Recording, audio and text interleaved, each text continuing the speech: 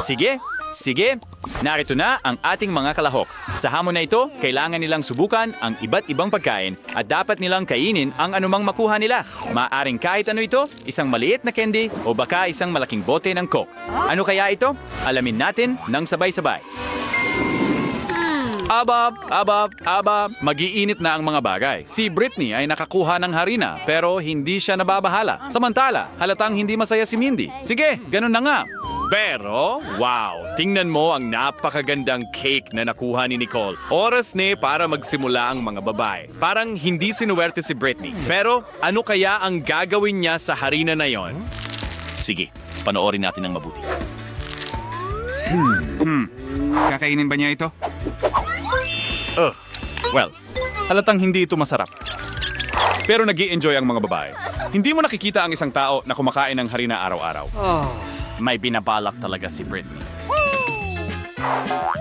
Okay? Ano ang ginagawa niya? Hindi rin naiintindihan ng mga babae. Okay, pinupuno niya ang buong mangkok ng harina. Ano ang susunod? Okay, interesante. Ano?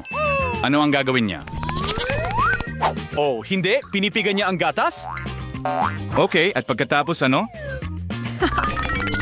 Mukhang seryoso siya tungkol dito. Ano ang susunod? Mukhang kailangan ni Britney ng itlog ng pugo.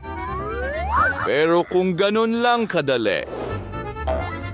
Britney, hindi tama ang pagnanakaw. Pero ito ay isang hamon, kaya sa tingin ko ay pwede na.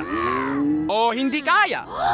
Mukhang talagang galit si Mommy. Panahon na para tumakbo.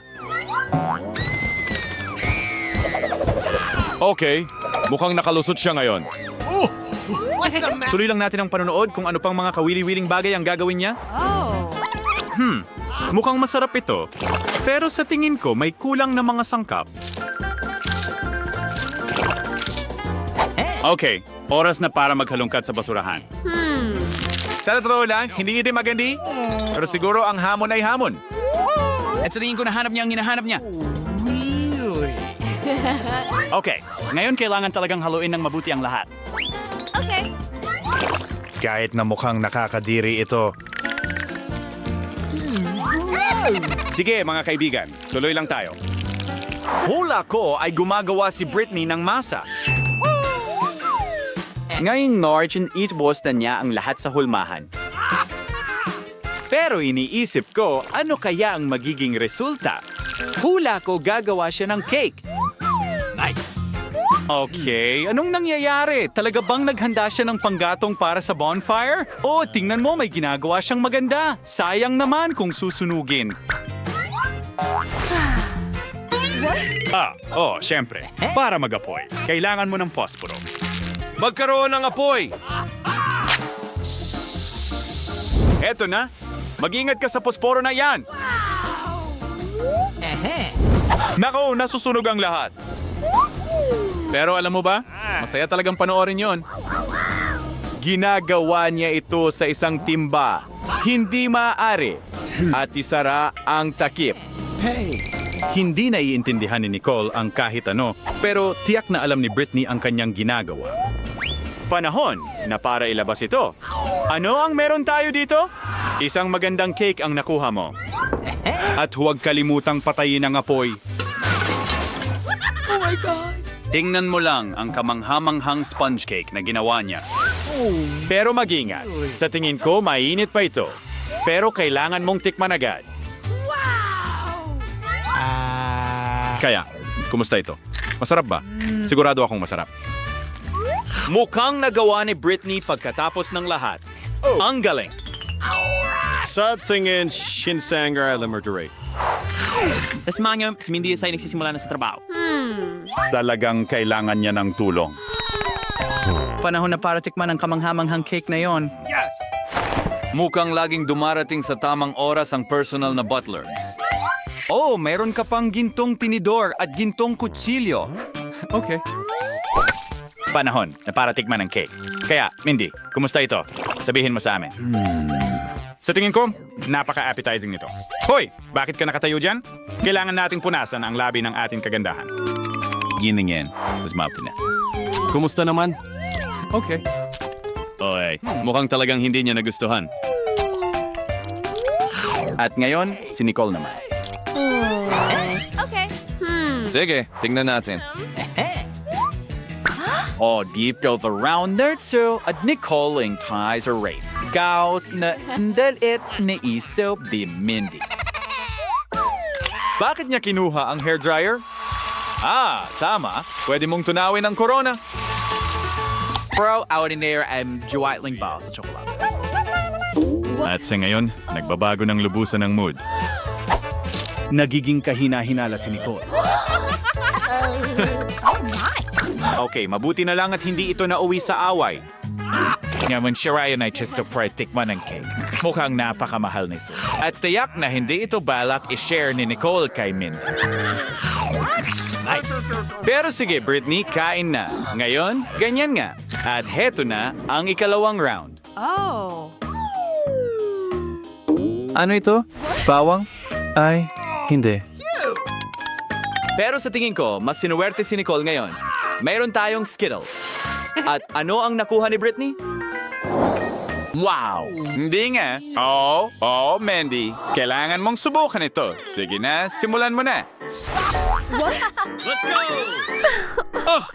Talaga bang may paraan siya para makalabas? Siyempre, pwede mong pigain ang bawang sa baget. Okay. Yan ay talagang magandang ideya.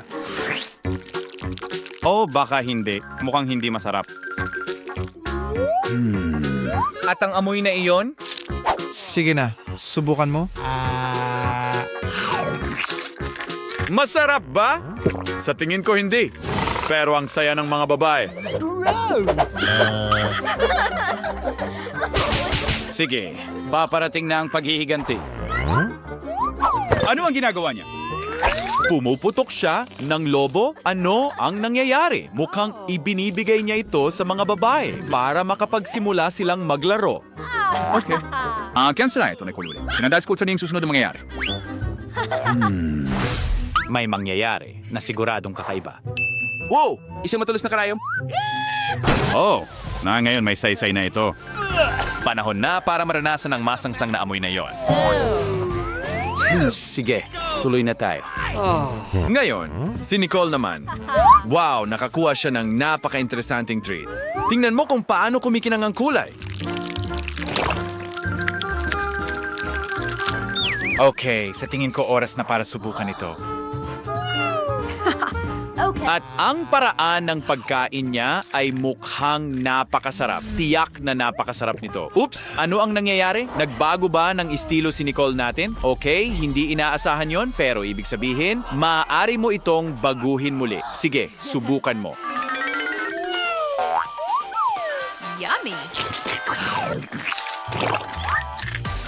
At, talagang gumagana ito. Mukhang gusto rin subukan ni Mandy ito. What? Pero sino ang papayag sa kanya? At isang huling subok. Sige na. Nice. Aling kulay ang susunod? Wow, ang ganda ng birdeng itsura. Talagang napakaganda niya. Nice. Thank you. Bagaman, hindi lahat ay sumasang-ayon. Let's go! Pero ngayon, si Britney naman. What? Okay, pinipiga niya ito palabas. At hindi siya sumusuko. Okay. Ano kaya ang lasa nito? Wow, isang corona. Mayroon tayong bagong reyna, mga kababaihan. At hindi na ikaw iyon, Mandy. Pero ano ang mangyayari kung pigain pa niya ng kaunti? Tingnan mo kung paano ito kumikina. Literal nagawa ito sa ginto. Ngayon, iyan ay kamangha-mangha. Napakalaking gintong kadena. Mukhang si Britney ay magiging pinakamayamang tao sa mundo. Ginto, mas maraming ginto, hindi kailanman sapat ang ginto. Ano ang susunod na mangyayari? Mayroon din siyang gintong buhok! Sayang at mabigat ang ginto, pero talagang masaya yon. Mga babae, halika na, huwag kayong magselos. Sige, simulan na natin. Susunod na round. Isang walang laman na lata? Sige. Mukhang hindi masyadong masaya si Nicole, pero gayon pa man. And I still to be Mandy that round us. The obeskin genting body. Sige, tingnan natin. Nagsisimula si Britney. Okay. Nice. Parang may laman sa loob. Oops! Britney, tiyak na hindi iyan Coke. Hoy! Anong ginagawa mo? Baka nakakalason ito. Baka hindi dapat kainin. Okay. Mukhang may isa pa siyang ideya. Hoy! Mag-ingat ka dyan. Huwag mong saktan ng mga babae. Bakit niya ginawa iyon sa simula pa lang? Isang pinisang lata. Tingnan natin kung ano ang mangyayari susunod. At ang mga sintas ng sapatos na yon, ngayon ay kawili-wili iyan. Britney, napakamalikhain mo talaga. Sige, tuloy na natin. Ngayon, si Nicole naman. Oh my. Sige, tingnan natin ang isang buong bote ng Coke. What? Pero hindi madaling buksan.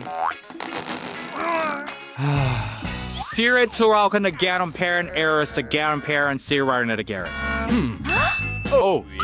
Mukhang may naisip siya. Okay. Nagpasya siyang maging isang master ng martial arts. At may hawak siyang katana. Iyon ay isang matibay na hampas. And Huangzhen or is now worth pag-transform at sukanin saris na faking din. Sige na, Nicole. Subukan mo. Uy! Paano mo nagagawang uminom ng ganyan karami? Naku, heto na. Mukhang may sobra sa carbonation. Ang pinakamalakas na digay kailanman. Si Mandy naman ang susunod. Nagreltaw, usensos ang nasa loob, dawater ang buhatin ang boteng ito. Pero ang galing kapag may kasama kang laging handang tumulong. Sige na, kaibigan, gawin mo na ang iyong bagay. Pero kahit para sa kanya, talagang mabigat ang bote, lalo na kapag nadidistract ka ng magandang babae at umibig. Halatang nasobrahan siya. Maghanda ka, pare! Kawawang Mandy. Ang Nutella Challenge. Hindi na naman masaya si Mandy. Mukhang gusto ito ni Nicole. Yes! At si Britney, Ay tuwang-tuwa. Titignan natin kung paano ang takbo ng round na ito. Sino ang mauuna? Mukhang si Mandy. Hindi ito ganon kasimple. Kailangan tikman ito ng ating reyna. Hoy! Bakit niya kailangan ng telepono?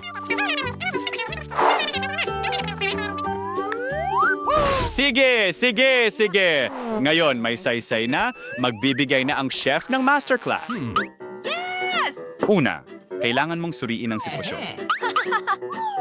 Nagbubuhos ng gatas sa garapon? Interesante. Nice!